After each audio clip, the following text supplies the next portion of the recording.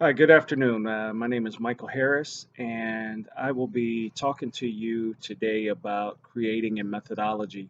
This is one of the case studies that we were assigned to read for LP1. The case involves a company president who's a little bit upset with his executives for failing to basically do what he told them to do. Um, and he was quite blunt, as I said in the onset uh, during the meeting. Um, his concern was that the company was no longer competitive in the marketplace, and that all of his requests for proposals or bids were overshadowed by other companies who had project management methodologies in place, and that his company did not have that in place. So he had directed his leadership team to come up with a plan to implement a project management methodology. And as the drama unfolds, we find that not only did they not do it, but it took about a year for them to even realize that there was no mechanism in place. And so the first question that was asked was, what can be determined by the corporate culture of this company? Now, it is my opinion that it's broke from the top up. If the president gave a directive to his leadership team to come up with a process that would streamline or make their company more competitive, or at least competitive, uh, in the bidding process, then that should have been done a long time ago. It met with great resistance because it appears that the executives were kind of stuck in their ways and were very resistant to change. So I'm thinking that the culture of this company is non existent in terms of the leadership from the top down. The president of the company is leading from the rear and not the front. If he identified these shortcomings over a year ago and gave a directive to his leadership team to come up with an idea to make things better, and they had not done it, then I venture to say, what exactly is the president doing in running his company? He should have assigned someone to be in charge right up front. And it appears that the president, as we use that word, assumed. You know what happens when you assume something. Um, if he had done that, then the results may have been a little bit different. Um, so we move on beyond that. The leadership decided to bring in a consultant to review the practices of the company, and the recommendations were substantiated and submitted to the executives. But once again, it was met with much resistance by them. Not so much outlined or forwarded to the president of the company. It seemed to be stuck in limbo at the executive level. I would say that the lack of leadership resulted in the president of the company coming down hard on the executives and thus mandating that they will institute a program within 6 months or face dire consequences that can result in loss of their job that will affect the lives of their families and themselves. So I would think that the culture of this company appears to be one of selfishness and self-perseverance, um, perseverance under the guides of the leadership. The leadership appears to want to keep their own powers and not lose, nor do they want to gain new ones. So we move on and we are asked, can a project management office or PMO accelerate the implementation process? The short answer is yes. However, without a complete buy in of the executives, then the PMO will lose ground and ultimately fail. It is clear that the leadership is not in favor of such a position and appear that they will sabotage that position whenever possible.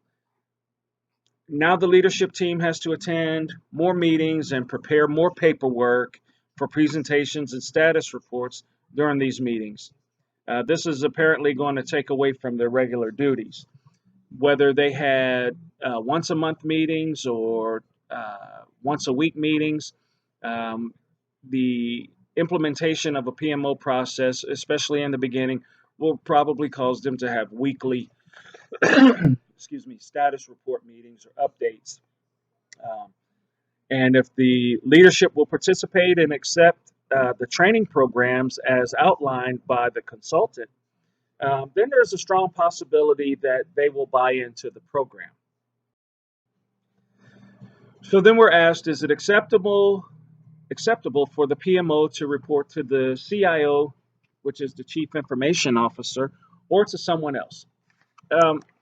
So we look at it in the initial stage. I would say it's okay for the PMO to report to the Chief Information Officer. If there is currently no mechanism in place for anyone to report to, then you have to streamline everything and make one person that go-to person so that they can manage the day-to-day operations and get the sit reps or situation reports and updates as to what's going on with the company, so that that one person can directly report to the president, and thus eliminating the president having to get reports from 5 or 6 different other people. So we streamline it. We put one person in charge. He reports directly to the president, and we move on from there. And once that mechanism has been proven to be either satisfactory or unsatisfactory, then you can decide if there's someone else that should report to the president. So we're asked, why is it best to have 6 or less life cycle phases in an EPM system? Well, the bottom line is this. You want to employ the KISS principle, which is keep it simple, stupid. Um, the more people you have with their hands in the cookie jar, the more opportunity for communication or something to be missed. Uh, Project phases allow for projects to be broken down into smaller segments for better management. And this also helps facilitate a smoother transition into the next phases. But I've read that this is a lean approach, and the purpose is to streamline the number of phases and minimize confusion amongst the teams. It also puts one person in charge of managing the entire project from the ground to the office level, or from where the workers are up to the corporate level. And so, like I said, the bottom line is to manage the projects more efficiently than has been in the past. Everyone was content with their so-called title, and not having a consistent algorithm to work with was hurting them. So you ask me, is it best to design an EPM system around flexible or inflexible elements? Well, because the company is in such a disarray right now, the first thing you want to look at is the mission, scope, and values of the company. The company never had an EPM system, so um, the leadership strategy is a little bit messed up at this point. So you must employ your units in accordance to its capabilities.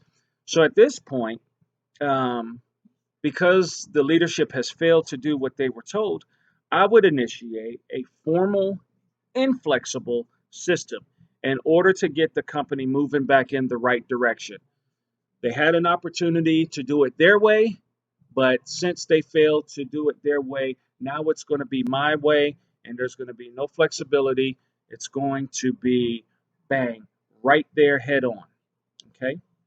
And like I said, the bottom line, it's not personal, it's business. It's not personal, it's business. And should an EPM system have the capability of capturing the best practices? I would say absolutely.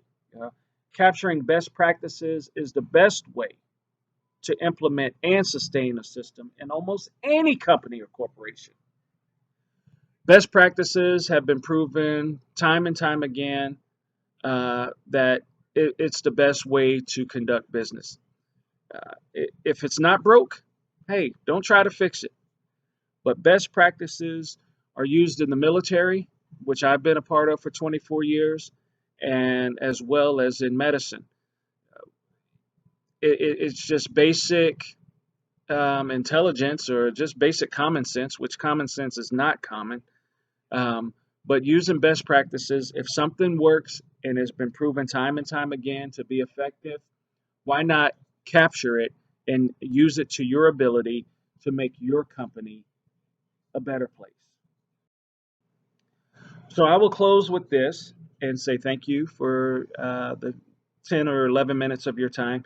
These are my references. I did reference the U.S. Army publication of Army Leadership, which has been a part of my life for 25 years as an adult and 18 years of my childhood as I grew up through the military.